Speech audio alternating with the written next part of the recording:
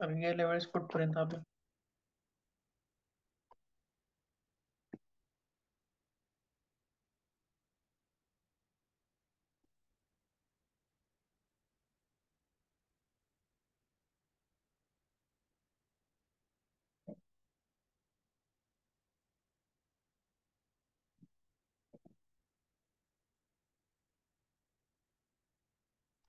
अस्थिसंस्था पूर्ण झाली आहे. अस्थिसंस्था पूर्ण झाली. त्यानंतरच्या तासामध्ये आपण श्वसन संस्था बघत होतो. बरोबर आहे. पण तास काही व्यवस्थित झाला नाही तो. डिस्कनेक्ट होत असल्यामुळे व्यवस्थित झाला नाही. म्हणून आज आपण पहिल्यापासून श्वसन संस्था बघूया काय आहे. याच्याबद्दल काही तुम्हाला माहिती असेल तर सांगू शकता श्वसन संस्थेबद्दल किंवा श्वसन संस्था म्हणजे काय? कशाला म्हणता येईल थोडक्यात?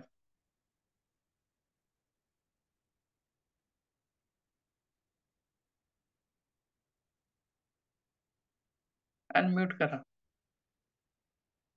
अनम्यूट करून बोला. हां, फुफ्फुसाची क्रिया. ठीक आहे. फुफ्फुसाची क्रिया. बरं. ठीक आहे. बघूया. पुढे काय आहे? श्वसन संस्था.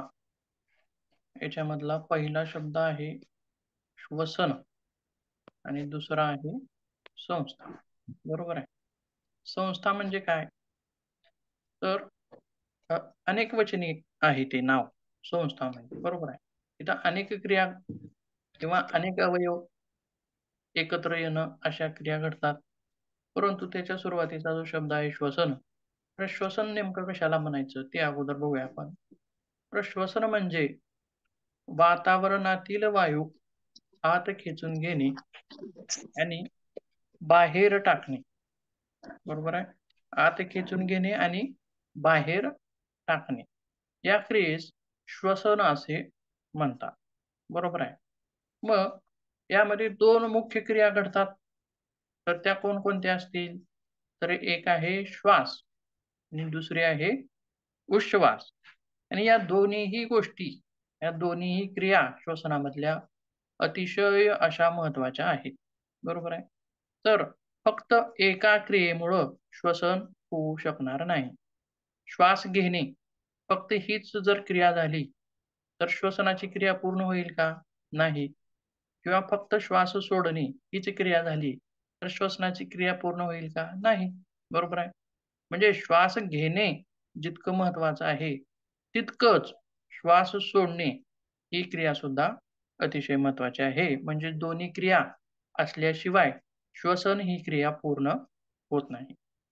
तर श्वास म्हणजे वायूला आत खेचून घेण्याची क्रिया आणि उच्छ्वास म्हणजे वायूला बाहेर फेकण्याची क्रिया. या 2 क्रिया झाल्या. मग आता पुढे काय आहे? श्वसन संस्था. श्वसन संस्था कशाला म्हणायचं? तर श्वसनाची प्रक्रिया पूर्ण करून मानवी शरीरास ऊर्जा प्राप्त करून देण्यासाठी जी शारीरिक यंत्रणा उपयोगात येते, तिला श्वसन संस्था असे म्हणतात. आता आपण सुरुवातीला म्हणलं बघा, श्वसन म्हणजे वायू आत ओढून घेणे, बाहेर फेकणे ही क्रिया आहे, ठीक आहे. मग ही क्रिया पूर्ण करण्यासाठी कोणकोणते अवयव सहभागी होतात? बरोबर आहे. नाक सहभागी होईल का त्याच्यामध्ये? होणारच आहे. बरोबर आहे. नाकच बंद असेल तर श्वसनाची क्रिया पूर्ण होईल का? होणार नाही. नाकाच्या नंतरचा भाग, बरोबर आहे. किंवा श्वासनलिका, फुफ्फुस. आताच तुम्ही म्हणल्याप्रमाणे फुफ्फुस म्हणलात, ही श्वसन संस्था. तर फुफ्फुस म्हणजेच फक्त फुफ्फुस म्हणजे श्वसन संस्था नाही. तर श्वासोश्वासाच्या क्रियेमध्ये जे जे अवयव सहभागी होतात, त्या सर्व अवयवांना एकत्रित मिळून आपल्याला तिथं काय म्हणायचं आहे? श्वसन संस्था असं म्हणायचं आहे. बरोबर आहे. या श्वसन संस्था कार्य काय करते? का गरजेची आहे मग? श्वसन करणं का गरजेचं आहे? तर श्वसनामधून आपल्याला आपल्या शरीराला ऊर्जा प्राप्त होत असते. ऑक्सिजनची उपलब्धता होत असते. बरोबर आहे. त्याच्यासाठी श्वसन करणं गरजेचं असतं. ठीक आहे. मग त्या श्वसन संस्थेमध्ये कोणकोणते अवयव सापडतील मग? कोणकोणते अवयव आपल्याला पाहायला भेटतील? जी एकत्रितपणे मिळून आपण त्याला श्वसन संस्था म्हणू. तर त्याच्यामध्ये काय-काय आहे बघा. तर नाक आहे, त्याच्यानंतर नासिका मार्ग, मुखगुहा, ग्रसनी, कंठ, स्वरयंत्र, श्वासनलिका, श्वसनी, श्वसनिका, फुफ्फुसे आणि वायुकोश इत्यादी सर्वांना मिळून आपण तिथं श्वसन संस्था असं म्हणू. आता याच्यातील एकच भाग घेतला आपण. श्वासनलिकेला श्वसन संस्था म्हणता येईल का? म्हणता येणार नाही. कारण श्वसनाची प्रक्रिया फक्त श्वासनलिकेनं पूर्ण होणार नाही किंवा फक्त फुफ्फुसाला श्वसन संस्था म्हणता येणार नाही किंवा फक्त नासिका मार्गाला श्वसन संस्था म्हणता येणार नाही. हे सर्वजण एकत्र मिळून जेव्हा कार्य करतील, तेव्हा आपल्याला ही क्रिया पूर्ण होणार आहे. ठीक आहे. मग या श्वसन संस्थेचे 2 भाग पडतात. कोणकोणते भाग पडतात? तर वरील श्वसन संस्था, तिलाच आपल्याला काय म्हणायचं आहे? अप्पर रेस्पिरेटरी सिस्टम आणि खालील श्वसन संस्था म्हणजे लोवर रेस्पिरेटरी सिस्टम. बघूया एकदा इमेजमध्ये. अप्पर रेस्पिरेटरी म्हणजे काय? श्वसन संस्थेमध्ये बघा, नाकाचा भाग. इथून श्वसन संस्थेची क्रिया सुरू झाली. बरोबर आहे. श्वसन नलिका नंतर फुफ्फुसे. बरोबर आहे. तर अप्पर रेस्पिरेटरी सिस्टम मध्ये काय-काय येतं? नाकाचा भाग, घशाचा भाग, ग्रसनी, कंठ म्हणजे नाकापासून गळ्यापर्यंतचा किंवा नासिका मार्गापासून ग्रसनीपर्यंतचा भाग हा अप्पर रेस्पिरेटरी सिस्टम मध्ये येतो. त्याच्यानंतर इथून श्वासनलिकेपासून किंवा घशापासून खालचा भाग म्हणजे याच्यामध्ये काय-काय येईल? आणि फुफ्फुसांचा भाग, हा भाग कशामध्ये येईल? लोअर रेस्पिरेटरी सिस्टममध्ये येईल. बरोबर आहे. आता हा सर्दी नावाचा एक विकार आहे. बरोबर आहे. मग तो कोणत्या भागाला होत असेल सांगा बरं? अप्पर रेस्पिरेटरी सिस्टमला का लोअर रेस्पिरेटरीला?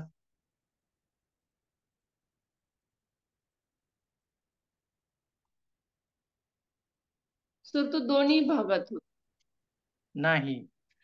सर्दी हा भाग अप्पर रेस्पिरेटरी सिस्टमला होतो म्हणजे नाकाच्या भागाला होतो.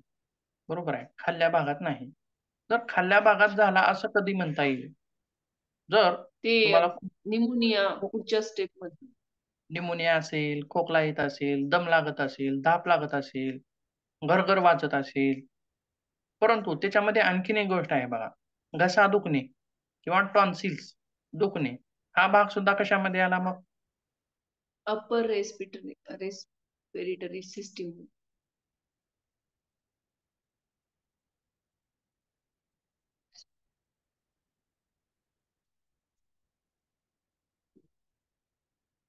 हा सुद्धा एक इमेज बघूया म्हणजे तुम्हाला तिथं व्यवस्थित समजेल.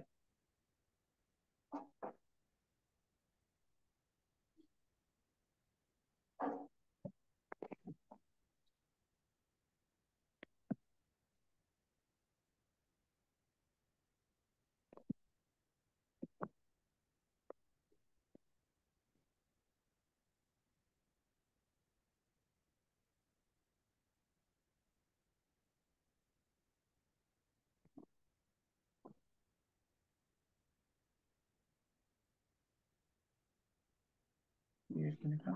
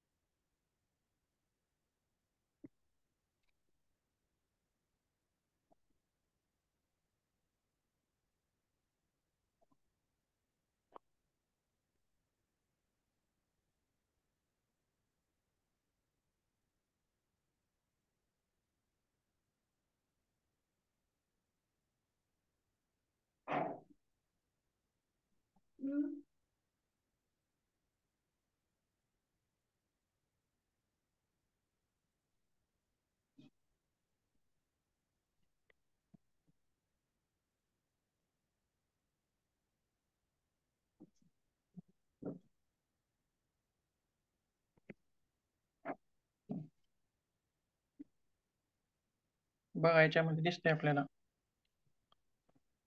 आता पहिला भाग तो आहे अप्पर रेस्पिरेटरी ट्रॅक्ट म्हणून नाव दिले त्याला. त्याच्यामध्ये काय काय आहे, तर 3 नावं त्याच्यामध्ये आपल्याला दिसतील. नसल कॅव्हिटी, फॅरेनॅक्स आणि लॅरेनॅक्स. बरोबर आहे. फॅरेनॅक्स म्हणजे घशाचा भाग, लॅरेनॅक्स म्हणजे कंठ, कंठाचा भाग. हे 3 भाग म्हणजे बघा, नाकापासून लॅरेनॅक्स पर्यंतचा भाग म्हणजे अप्पर रेस्पिरेटरी सिस्टम, आणि त्याच्यानंतरचा लोअर रेस्पिरेटरी ट्रॅक्ट म्हणून नाव दिलेलं आहे.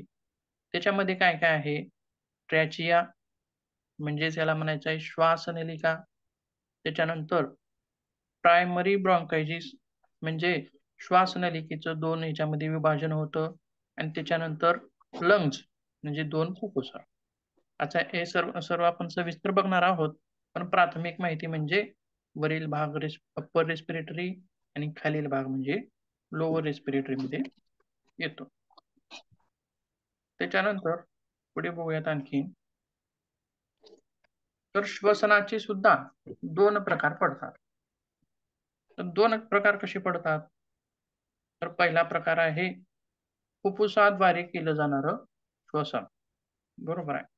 आणि दुसरा प्रकार आहे ऊतकीय श्वसन, किंवा त्यालाच आपण टिश्यू म्हणू. तर ऊतक किंवा टिश्यू कशाला म्हणायचं आपण पाहिले अगोदर,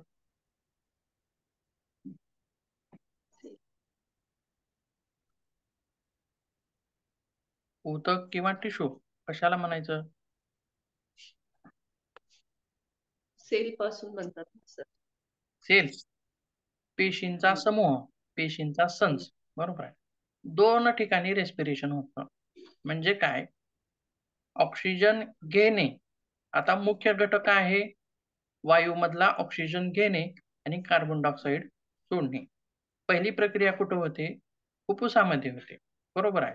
मग फुफ्फुसात काय होतं, की शरीरातील अशुद्ध असणारं रक्त फुफ्फुसामध्ये आणलं जातं. बरोबर आहे.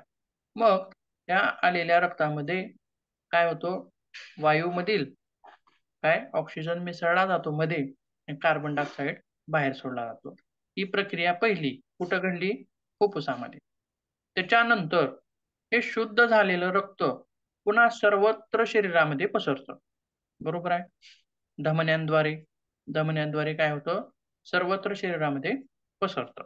म्हणजे ऑक्सिजनेटेड ब्लड असं आपण त्याला म्हणू, ज्याच्यामध्ये ऑक्सिजनची पूर्तता करण्यात आलेली आहे फुफ्फुसामध्ये. बरोबर, ऑक्सिजन मिसळण्यात आलेलं आहे. मग हे सर्वत्र पसरलेलं रक्त तर जिथं जिथं जाईल, हाडापर्यंत गेलं, डोळ्यापर्यंत गेलं, त्वचेपर्यंत गेलं, मसल्स पर्यंत गेलं, मग तिथं तिथं जे ऊतक आहेत, तिथं तिथं ज्या पेशी आहेत, तर आपण पेशीची रचना जी बघितली तिथं बघा, मग त्या पेशीपर्यंत जर हे रक्त गेलं, पोहोचलं, की मग तिथं आणखीन काय क्रिया होते, रेस्पिरेशनची कशी क्रिया होते, तर या रक्तातील ऑक्सिजन आत खेचून घेतला जातो. कुठं, पेशीमध्ये. आणि पेशीतील कार्बन डायऑक्साइड टाकाऊ पदार्थ, कार्बन डायऑक्साइड हा काय आहे, टाकाऊ पदार्थ आहे. हा पेशीतील कार्बन डायऑक्साइड रक्तामध्ये सोडला जातो. बघा क्रिया कशी घडली, पेशीपर्यंत रक्त गेलं, प्रत्येक अवयवापर्यंत गेलं, मसल सिस्टीम पर्यंत गेलं, डायजेस्टिव्ह सिस्टीम, सर्व मसल्स, सर्व हाडं, हे म्हणजे प्रत्येक पेशीपर्यंत ज्यावेळेस रक्त गेलं, तर तिथं त्या पेशीला कार्य करण्यासाठी, प्रत्येक पेशीला कार्य करण्यासाठी ऑक्सिजनची गरज असते, आणि ही ऑक्सिजनची पूर्तता या ऑक्सिजनेटेड ब्लड मधून होत असते. मग ह्या गेलेल्या रक्तातून ऑक्सिजन पेशींमध्ये घेतला जातो, आणि पेशीतील कार्बन डायऑक्साइड परत त्या रक्तामध्ये सोडला जातो. म्हणजे रेस्पिरेशनच्या क्रिया कुठं कुठं झाल्या, 2 ठिकाणी झाल्या. कोणकोणत्या, एक झाली फुफ्फुसामध्ये, त्याला म्हणायचं आहे फुफ्फुसीय श्वसन, आणि दुसरी क्रिया कुठं झाली, पेशींमध्ये किंवा ऊतकांमध्ये, म्हणून याला काय म्हणायचं आहे, उत्तकीय श्वसन, दोन क्रिया तिथे झाल्या. ठीक आहे. त्याच्यानंतर आपण आता श्वसन संस्थेचे एक एक भाग आपण बघूया. श्वसन संस्थेमध्ये बरेच भाग आपण सांगितलेले आहेत. नाक आहे, घसा आहे, बरोबर आहे. तसंच आता श्वसन संस्थेचा पहिला अवयव आहे. पहिला अवयव काय आहे? नाक. बरोबर आहे. पहिला अवयव नाक. जर नाकच आपण असं बंद केलं तर श्वसन संस्था कार्य करेल का? किंवा श्वसनाचं कार्य पूर्ण होईल का? होणार नाही. म्हणून श्वसन संस्थेची सुरुवात नाकपुड्याद्वारे झाली. आता इथून सुरुवात झाली. बरोबर आहे. मग नाकाची रचना कशी आहे? बरोबर आहे. तर नाकाला एका पडद्याद्वारे 2 भागामध्ये नाकाचं विभाजन होतं. बरोबर आहे. मग त्या विभाजन झालेल्या 2 भागांना काय म्हटलं जातं? नाकपुड्या असं म्हटलं जातं. तर एक असते उजवी नाकपुडी आणि दुसरी असते डावी नाकपुडी. बरोबर आहे. मग जो नाकाचा पुढचा भाग असतो, जिथून श्वास आत प्रवेश करतो, तर या भागाला नासिकाग्र असं म्हणायचं आहे. नासिकाग्र आणि त्याच्यानंतर नासिकाग्रच्या नंतरचा पुढचा भाग म्हणजे नाकपुड्या असं त्याला म्हणायचं आहे. आणि ज्यावेळी वायू नाकामध्ये प्रवेश करतो, त्यावेळी नाकपुड्यांमध्ये कशी रचना असते? तर केस असतात बघा. नाकपुड्यामध्ये काय असतात? मधल्या बाजूने केस असतात. तर का असतात हे? तर आपण जो वायू आत ओढून घेतोय, तो वायू गाळण करून, जसं आपण चहा शोधून घेतो, म्हणजे टाकाऊ पदार्थ रोखून ठेवणे आणि जो आवश्यक घटक आहे, तो आत घेणे. म्हणजे वायूद्वारे धूलिकण, परागकण किंवा वायूतील इतर घटक, विषाक्त घटक असे असणारे घटक किंवा वायूपेक्षा मोठे असणारे घटक. म्हणजे काय थोडक्यात? धुळीचा एखादा मोठा कण असेल म्हणा किंवा एखादा किडा असेल म्हणा. बघा, किडा कसा असतो? आकाराने मोठा असतो. मग तो मध्ये जाऊ देत नाही. त्याचे केस काय करतात? वायूला गाळण करतात, चाळणी करतात आणि जो आवश्यक घटक आहे वायूमधला, तो मध्ये पाठवतात आणि धूळ वगैरे असलेला भाग तो त्या केसांना चिटकून तिथंच थांबतो. बरोबर आहे. किंवा धुळीपेक्षा सुद्धा त्याच्यापेक्षा मोठे कण असतील, म्हणजे किडा असेल, आणखीन काही गोष्टी असतील, त्या सुद्धा नाकामध्ये मध्येपर्यंत जाणार नाहीत. त्या त्या केसांमध्ये तिथंच अडकून थांबतील. म्हणजे नाकपुड्यामध्ये केसांची रचना असते आणि काय होतं? श्वासाला गाळण करण्याचं काम केलं जातं. तसेच इतकंच काम नाकपुड्यांचं आहे का? तर नाही. तर श्लेष्मांचा पातळ थर असतो. म्हणून नाकपुड्यामध्ये वायू हा नरम होतो. म्हणजे कसा? दमट स्वरूपाचा होतो. तिथं जी रचना असते, लहान-लहान कॅपिलरीज म्हणजे रक्तवाहिन्या असतात. यांचा स्पर्श किंवा तेथील त्वचेच्या स्पर्शाने इथला वायू कसा होतो? थोडासा दमट स्वरूपाचा आणि थोडासा गरम स्वरूपाचा होतो. हा आत प्रवेश करणारा असतो. त्याच्यानंतर आता नाकपुड्याच्या थोडं पुढे गेलो आपण नंतर. आता ती जी रचना आहे, ते आपण एका इमेजमध्ये बघूया. नाकपुड्याच्या नंतरची रचना. आणखीन एक महत्त्वाचं कार्य, दुसरं नाकपुड्यांचं कार्य म्हणजे गंध ओळखणे. म्हणजे आपण वास आला म्हणतो बघा, बरोबर आहे. एखादं जर जनावर पडलेलं असेल, मेलेलं, तर पटकन आपल्याला वास येतो, कळतो. बरोबर आहे. किंवा म्हणजे गंध ओळखण्याचं कार्य सुद्धा नाकपुड्या करतात आणि पहिलं कार्य म्हणजे श्वासाला गाळण्याचं, वायूला गाळून मध्ये प्रवेश करण्याचं सुद्धा कार्य नाकपुड्या करतात. आणखीन एक गोष्ट महत्त्वाची म्हणजे काय?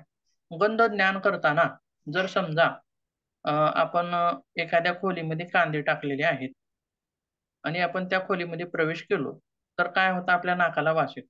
बरोबर आहे. तो गंध होतो. त्या गंधाचं ज्ञान होतं. पण जर आपण त्या खोलीमध्ये 1 तासभर बसलो, तर नंतर ते गंध ज्ञान आपल्याला होत नाही. म्हणजे समजा एक 5 मिनिटं जरी बसलो आपण त्या रूममध्ये, तरी नंतर ते गंध ज्ञान आपल्याला होत नाही. कारण कालांतराने गंध जे ज्ञान आहे ते बधीर होतं. गंध ज्ञान करणाऱ्या ज्या हे आहेत त्या काय होतात, बधीर होतात. कालांतराने ते आपल्याला तो कशा प्रकारचा वास आहे हा सुद्धा जाणवत नाही. ठीक आहे. नाकपुड्याच्या नंतरचा पुढचा जो भाग आहे त्याला काय म्हणायचं आहे ते बघूया.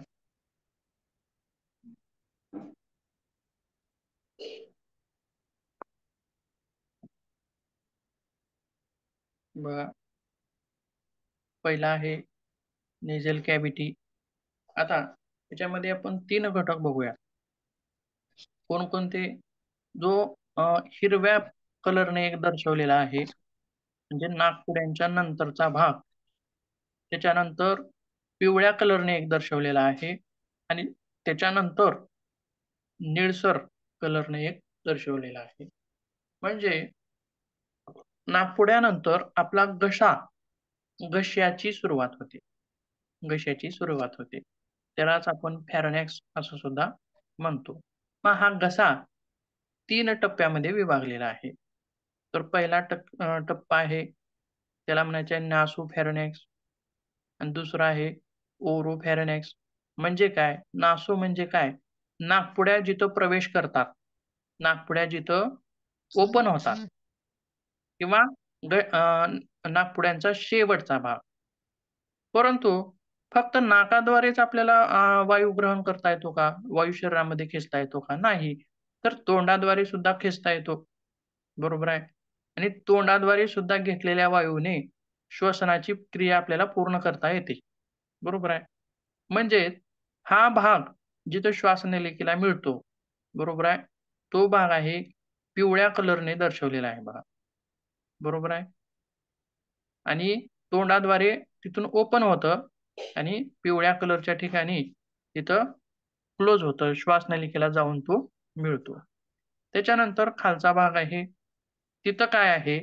तर श्वासनलिका आणि अन्ननलिका यांचं मिलन आहे बघा तिथं. बरोबर आहे. त्याच्या निळ्या कलरची जी एक ट्यूब आहे, त्याच्या अलीकडे एक ट्यूब आहे, ती पण ओपन दाखवलेली आहे. बरोबर आहे. दोन्ही ट्यूब आहेत. म्हणजे यालाच आपल्याला मराठीमध्ये काय म्हणायचं आहे? ग्रसनी असं म्हणायचं आहे किंवा त्यालाच आपण साध्या भाषेमध्ये घसा असं म्हणतो. तर घशाचे 3 भाग आपल्याला तिथं सांगता येतील. एक आहे वरचा भाग, दुसरा आहे मधला भाग, तिसरा आहे खालचा भाग. वरचा भाग म्हणजे जिथं नाकपुड्या येऊन मिळतात आणि 2 नंबरचा भाग म्हणजे तोंडाद्वारे श्वास घेऊन आपण तिथं श्वासनलिकेला जोडला जातो, तो भाग. आणि शेवटचा तिसरा भाग म्हणजे अन्ननलिका आणि श्वासनलिका यांचं ज्या ठिकाणी मिलन असतं, तो भाग म्हणजे खालचा भाग. हा झाला पूर्ण घशाचा भाग. त्याच्यानंतर आपण लॅरोनॅक्स नावाचा भाग बघूया किंवा इपिग्लॉटिस म्हणजे पडदा.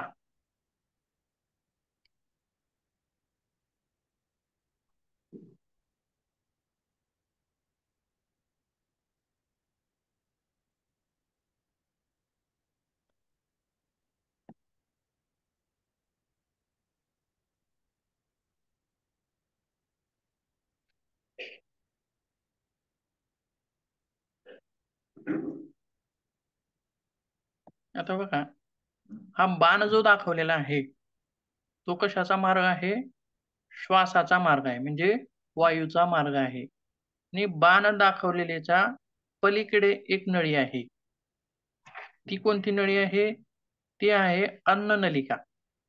आणि बाण जिथून गेलाय ती आहे श्वासनलिका. बघा, दोन्ही तिथं एकत्र आलेले आहेत. पण वर एक झडप आहे. पांढरट कलरची झडप दिसते बघा. आता जिथून बाण गेलाय तिथून ही झडप ओपन आहे आणि दुसरी एक इमेज बघा वरची. वरची एक इमेज बघा. त्याच्यामध्ये श्वास जो गेलेला आहे तो अन्ननलिकेच्या दिशेने गेलेला दाखवलाय बघा बाण. आणि श्वासनलिकेचा भाग बंद आहे. कशानं बंद झालाय? एका पांढरट ह्याच्यानं बंद झालेला आहे बघा. बरोबर आहे, समजतंय का? हो, दोन्ही दिसतंय. इमेज. आलं लक्षात?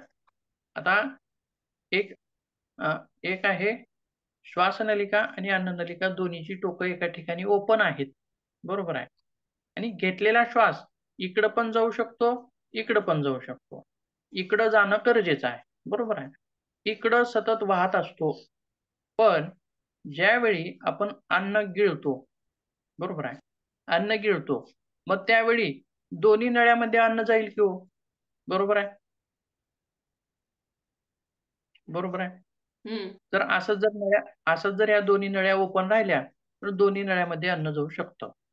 परंतु तो एपिग्लॉटिस नावाचा जो पडदा आहे, तो पडदा काय होतो, अन्न गिळताना त्याच्यावर अन्न पडलं, की एक नळी बंद होते. म्हणजे कोणती नळी बंद होते? श्वासनलिका बंद होते. आणि ही दुसरी जी असणारी आहे, ती अन्ननलिका चालू असते. म्हणजे अन्ननलिकेद्वारे अन्न खाली जातं. श्वासनलिका बंद झाली. मग श्वास गिळण्याची प्रक्रिया पूर्ण झाली, की परत तो पडदा ओपन होतो. परत श्वास गिळाला, की परत पडदा क्लोज होतो. Open close, open close. ज्यावेळी आपण थुंकी जरी गिळत असलो, त्यावेळी सुद्धा तो पडदा काय होतो? क्लोज होतो. बरोबर आहे. किंवा काय म्हणायचे बघा, जेवण करताना जास्त बोलू नये असं सुद्धा म्हटलं जातं. हे का म्हटलं जात असेल हो?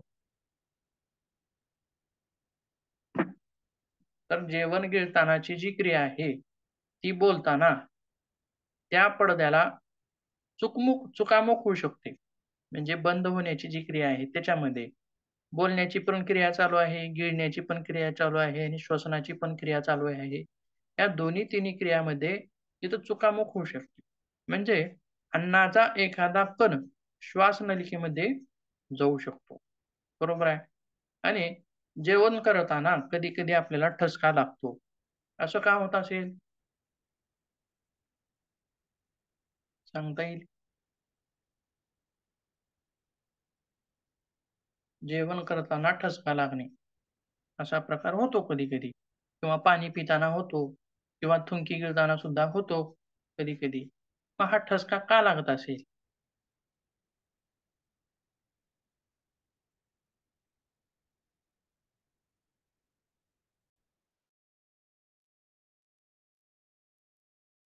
सांगता येईल का ही कल्पना?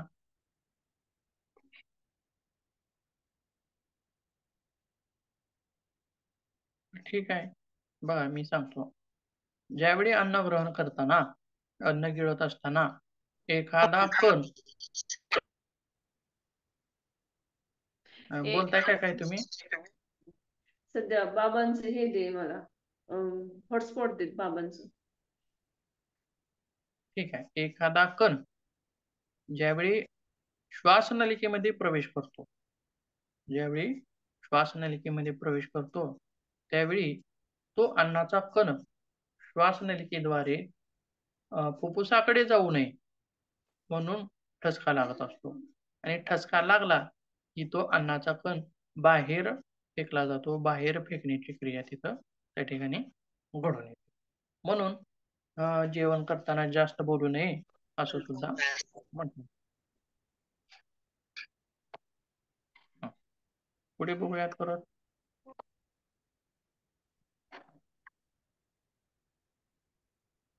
अन्ननलिकेच्या घशाचे 3 भाग बघितले. घशाच्या 3 भागानंतर कोणता भाग येतो? तर कंठ. बरोबर आहे. कंठाचा भाग. आता बघा, याला म्हणायचं आहे लॅरिंक्स.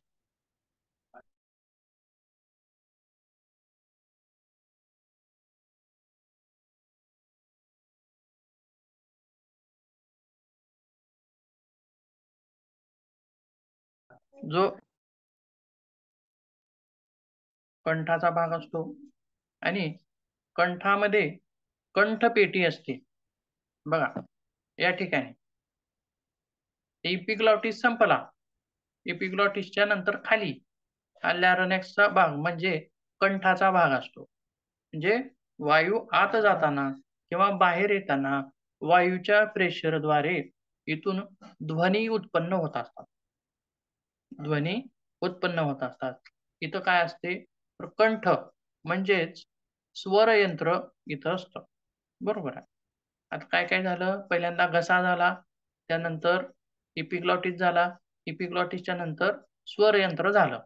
मग स्वर यंत्राच्या नंतर सुरुवात कशाची होते, तर श्वासनलिकेची सुरुवात होते.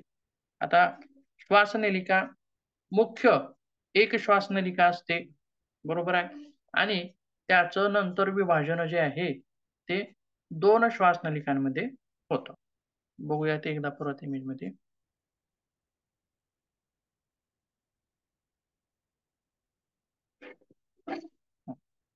बघा, हा फुफ्फुस आहे. हे पहिल्यांदा वरचा कंठाचा भाग संपल्यानंतर एक मुख्य श्वासनलिका आहे आणि या मुख्य श्वासनलिकेचे पुन्हा दोन्हीकडे 2 भाग होतात. म्हणजे एक डाव्या फुफ्फुसाकडे जाते आणि एक उजव्या फुफ्फुसाकडे जाते, बरोबर आहे.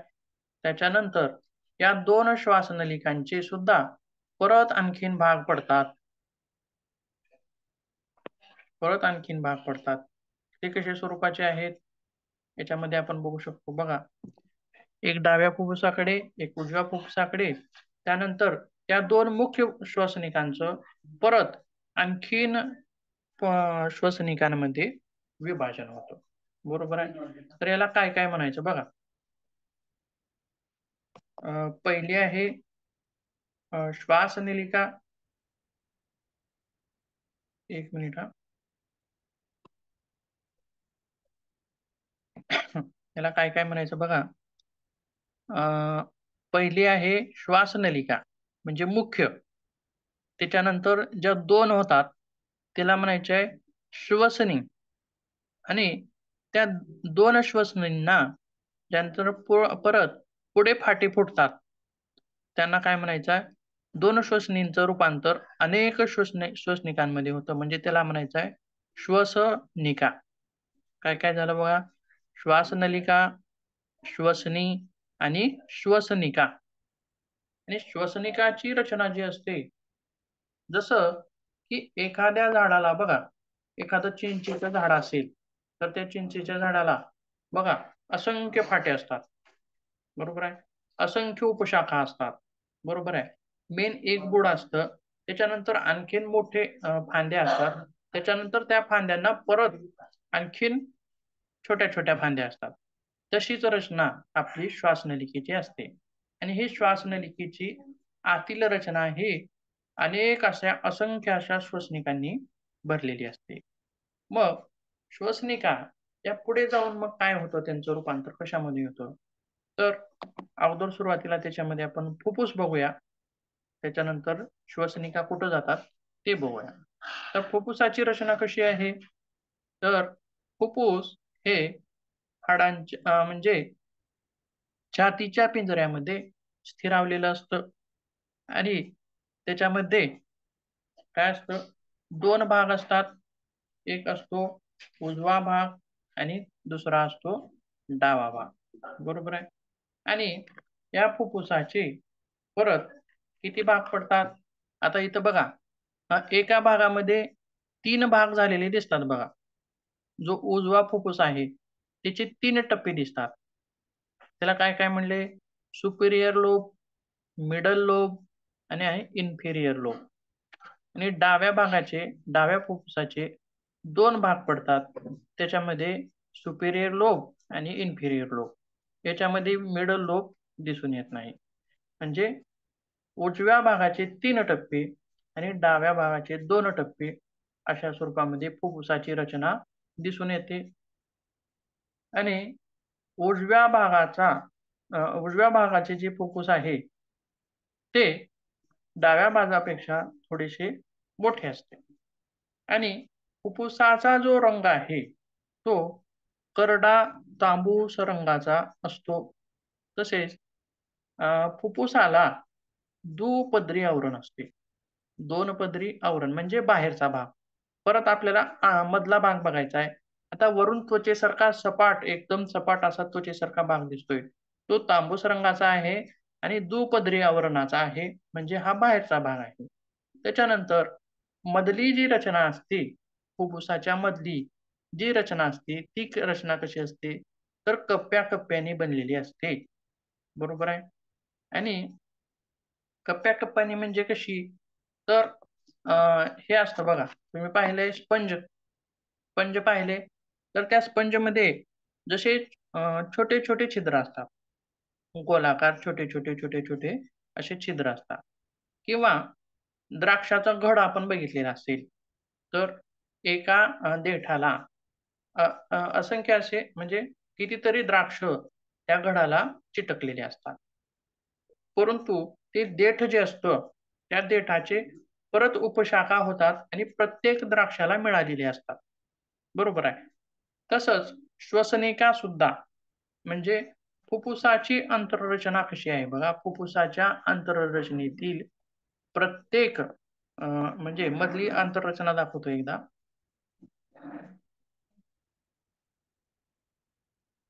फुफ्फुसाच्या आतील भागात अशी रचना असते, म्हणजे जसे द्राक्षाचे घड असतात तशा स्वरूपामध्ये, आणि प्रत्येक घडामध्ये श्वसनिका गेलेली आहे. बरोबर आहे.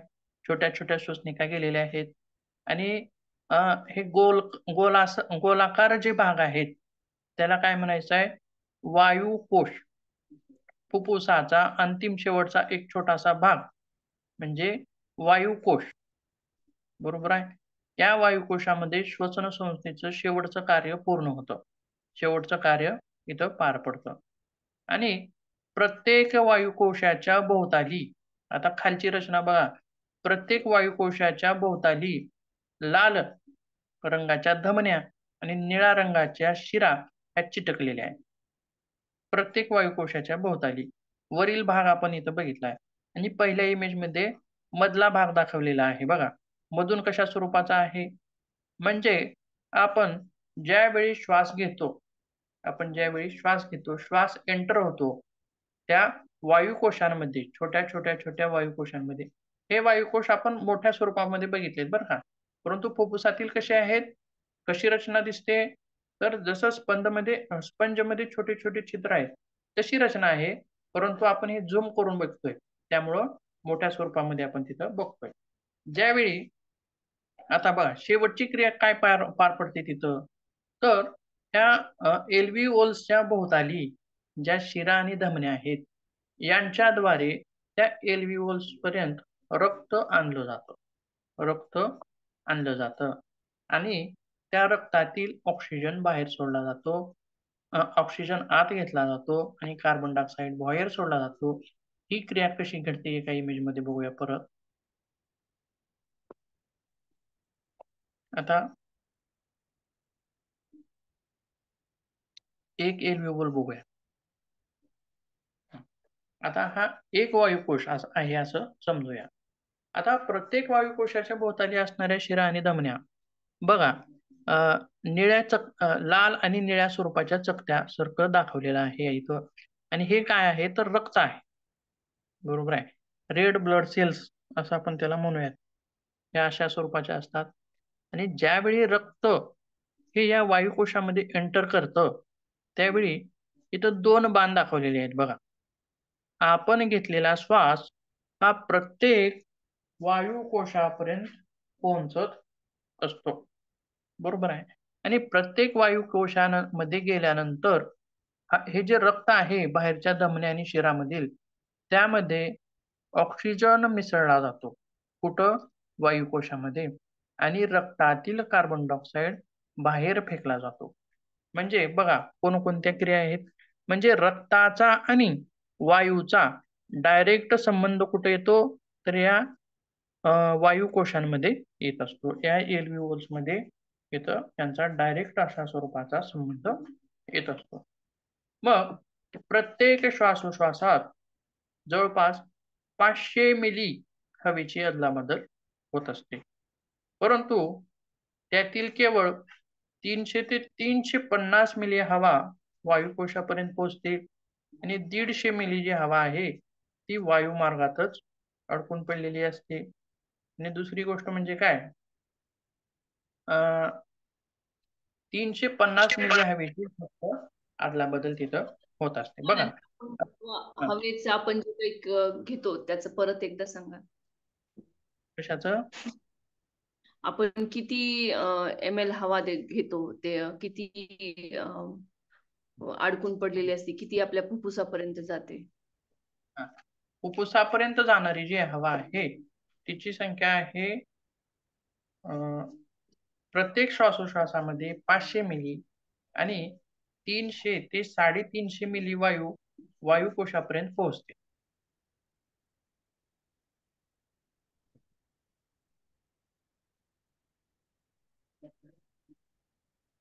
दीडशे मिली हवा ही वायुमार्गातच राहते. 300 मिली हवा ही फुफ्फुसात उतरते. म्हणजे बघा, प्रत्येक श्वसनामध्ये काही वायूचा भाग हा श्वासनलिकेमध्येच राहतो. बरोबर आहे? म्हणजे उर्वरित भाग. काही भाग श्वासनलिकेतच राहतो. आदला बदल होत नाही प्रत्येक वेळी. बरोबर आहे. पण ज्यावेळी आपण दीर्घ श्वास घेऊ त्यावेळी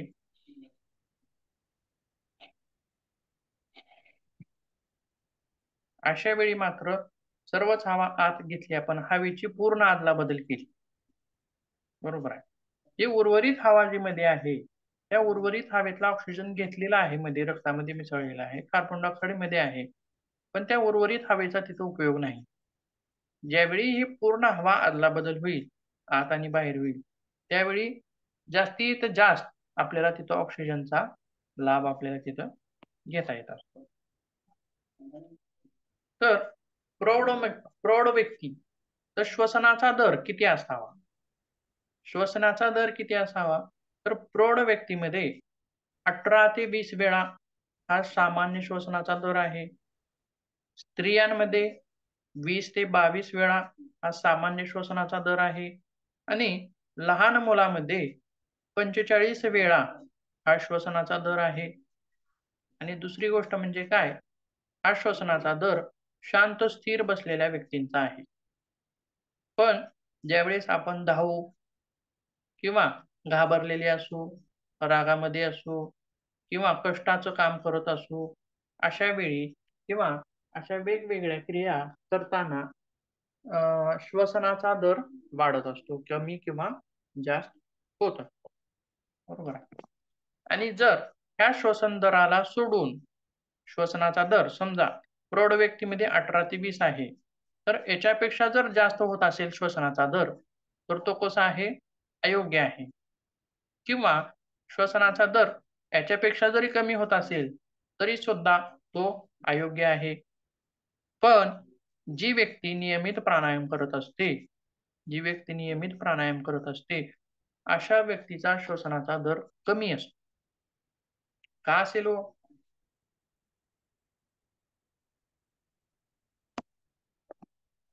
अशा व्यक्तींचा श्वसनाचा दर कमी असेल. का असेल तो श्वसनाचा दर असा?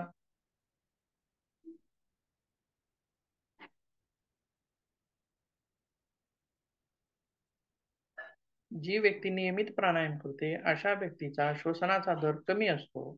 पण तो का कमी असेल? काय असेल? किंवा जी व्यक्ती चिंताग्रस्त असते किंवा डिप्रेशन मध्ये असते किंवा तणावामध्ये असते, अशा व्यक्तींचा श्वसनाचा दर जास्त असतो.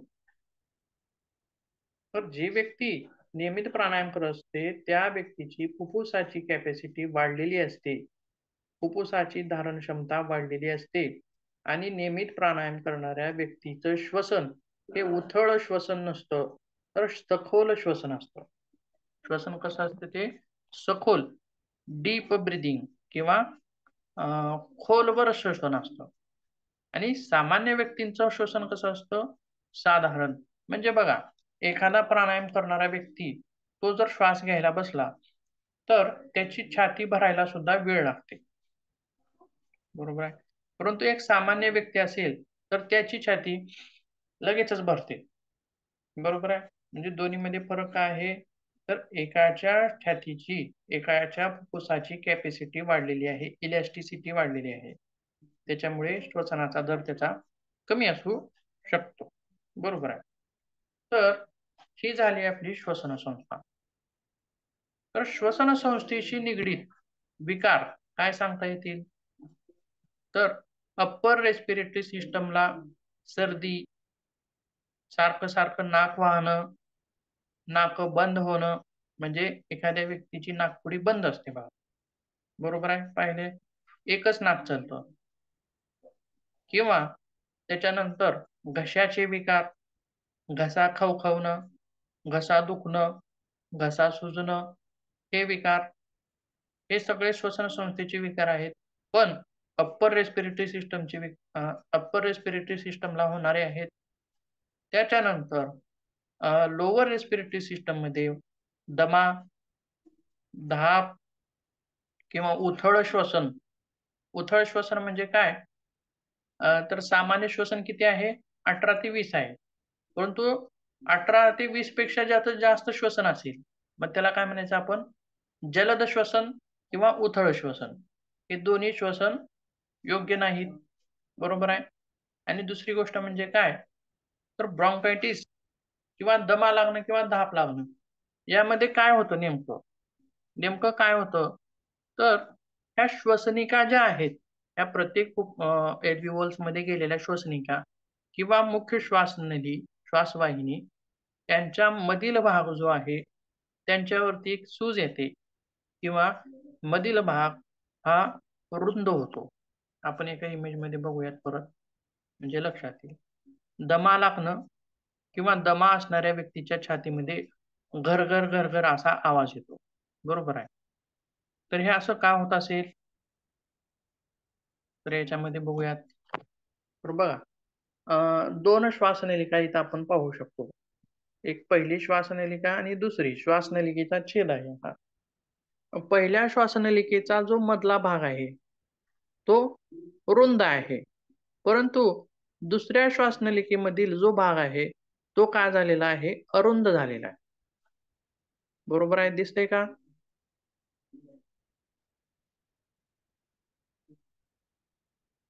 तर सांगा, श्वास सहजासहजी श्वास पहिल्या श्वासनलिकेतून जाईल का दुसऱ्या श्वासनलिकेतून जाईल?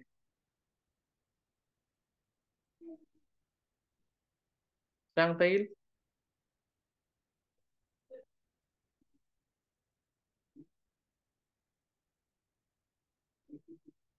आवाज येतोय का माझा?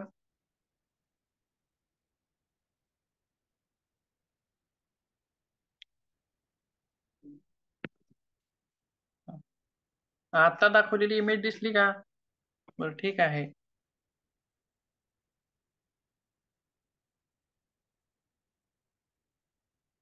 पहिली श्वासनिका त्याच्यामध्ये मधील भाग हा जास्त मोकळा होता, ओपन होता. जेणेकरून त्या श्वासनलिकेमधून श्वास सहजासहजी मध्ये जाईल आणि बाहेर येईल. बरोबर आहे. आणि त्याच्यानंतर दुसरी श्वासनलिका दुसरी श्वसनी एक आणखीन एक बघितली. त्याच्यामध्ये मधला जो भाग आहे, तो भाग रुंद झालेला आहे. म्हणजे निमुळता झालेला आहे. मधला गॅप कमी झालेला आहे. निमुळता झालेला आहे. मग अशा श्वसनीमधून श्वास घेण्यास आणि श्वास सोडण्यास त्रास होतो. श्वास घेण्यासाठी सुद्धा भाग अरुंद झाल्यामुळे जोराने ओढून श्वास घ्यावा लागतो. बरोबर आहे. त्यावेळी श्वास मध्ये जातो. म्हणजे दमा किंवा धाप असणाऱ्या व्यक्ती बघा.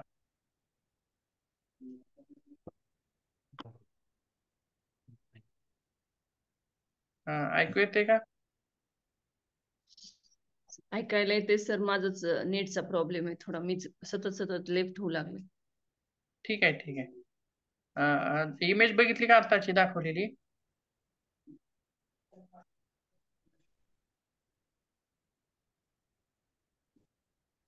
नाही नाही, दिसली नाही, परत एकदा दाखवा. आता दाखवलेली इमेज दिसली का आपल्याला? नाही ना. ठीक आहे, एकदा दाखवतो मी, परत बघा.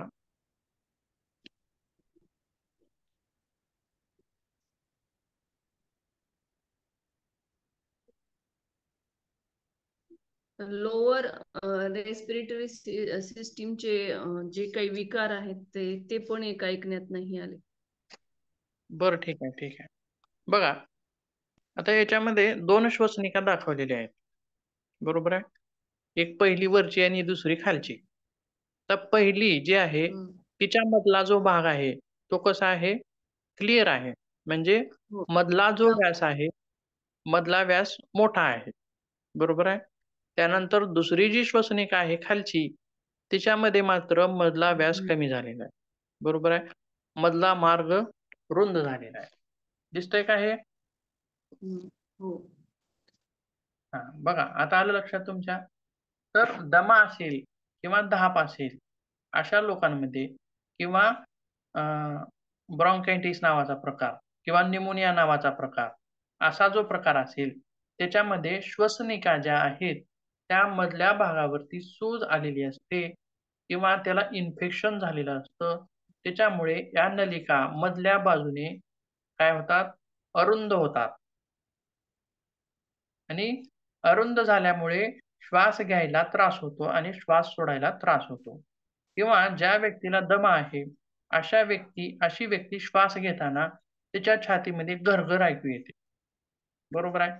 असं आपण बरेच वेळेस ऐकलेलं असेल. आणि दुसरी गोष्ट म्हणजे काय? श्वास हा सहजासहजी बघा, श्वास सहजासहजी पहिल्या नलिकेतून जाईल का दुसऱ्या नलिकेतून जाईल? सांगा बरं. सहजासहजी पहिल्या नलिकेतून जाईल. पहिल्या नलिकेतून श्वास सहजासहजी मध्ये जिचा जाईल. व्यास मोठा आहे व्यास मोठा त्या असल्यामुळे. आणि नलिकेतून. दुसऱ्या नलिकेतून सहजासहजी जाणार नाही. म्हणजे जितका फुफ्फुसाला आवश्यक आहे तितका कमी पडतो. त्याच्यामुळं श्वास घेताना जोरात श्वास खेचून घ्यावा लागतो मध्ये. बघा, दमा असणाऱ्या व्यक्तीची श्वासाची वर खाली होण्याची क्रिया सुद्धा थोडीशी वेगळी असते. आपल्याला ओळखू येतो. आपण त्याला म्हणतो की तुला धाप लागत आहे का? असं सुद्धा आपण म्हणजे धाप लागणाऱ्या व्यक्तीला आपण ओळखू शकतो की त्याच्या श्वासाची त्याच्या छातीची वर खाली होण्याची गती सुद्धा बदल झालेली असते. त्याच्यामुळे लक्षात घ्या. बरोबर आहे. तर हा ब्रॉन्कायटिस सारखा प्रकार आहे. किंवा आता याला होणारे विकार किंवा याच्यामध्ये आणखीन एक विकार आहे फुफ्फुसाच्या विकारामध्ये. तो म्हणजे काय?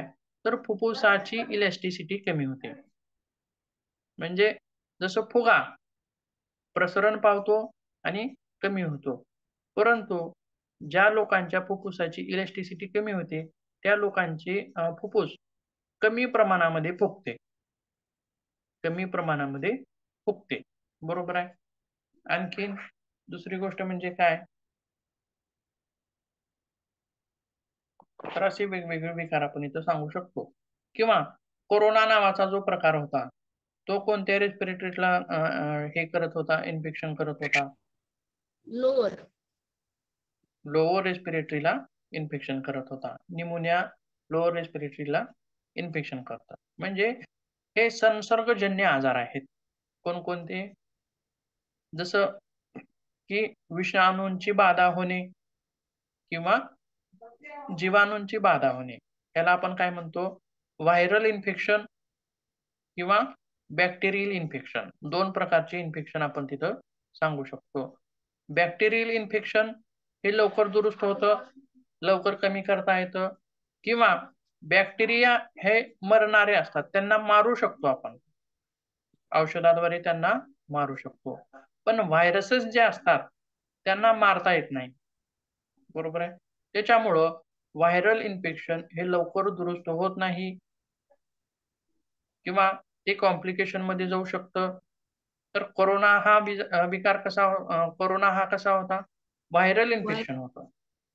बरोबर आहे. व्हायरल होते आणि व्हायरसला मारता येत नाही. त्याच्यामुळं ते दुरुस्त करणं किंवा त्याच्यावरती औषधी काम करत नाहीत. जसं आपण घसा दुखणं किंवा दमा लागणं, धाप लागणं अशामध्ये आपण काय घेतो? अँटिबायोटिक्स घेत असतो. अँटिबायोटिक्स आपण तिथं घेत असतो. परंतु व्हायरल इन्फेक्शनमध्ये अँटिबायोटिक्स काम करत नाही. काम करत नाही. पण त्याच्यामध्ये आपण इतर औषधं तिथं देऊ शकतो. बरोबर आहे. जसे की ताप येत असेल तर तापीचं औषध, घसा दुखत असेल घसा दुखण्याचं औषध, अशी वेगवेगळी औषधं लक्षणानुसार औषधं तिथं दिली जातात. तर या ठिकाणी आपली श्वसन संस्था ही पूर्ण. याच्यामध्ये काही अडचण असेल तर विचारू शकता.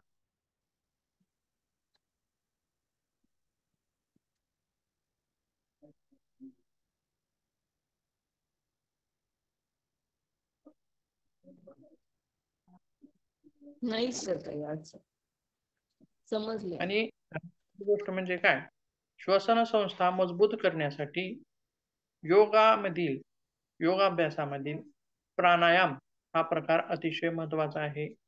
प्राणायामामुळे श्वसन संस्थेचे रोग दूर ठेवता येतात किंवा फुफ्फुसाची इलॅस्टिसिटी वाढवता येते, फुफ्फुसाची धारण क्षमता वाढवता येते, बरोबर आहे.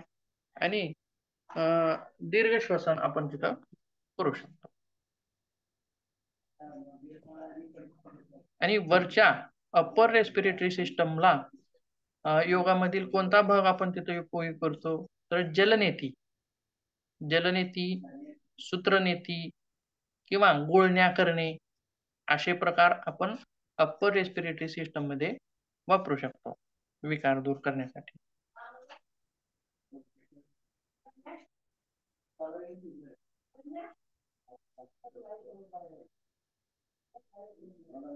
जलनेतीने नासिका मार्गांची शुद्धी होते, नासिका मार्गामध्ये असलेला अडथळा दूर होतो किंवा नासिका मार्गामध्ये सूज असणं, शोध असणं ते सुद्धा कमी करता येतं. आणि नासिका मार्गामध्ये जे अडकलेले कण आहेत, श्वास गाळून घेताना जे अडकलेले धुलीकण असतील किंवा इतर द्रव्य असतील ते आपल्याला जलनेतीद्वारे बाहेर टाकता येतात.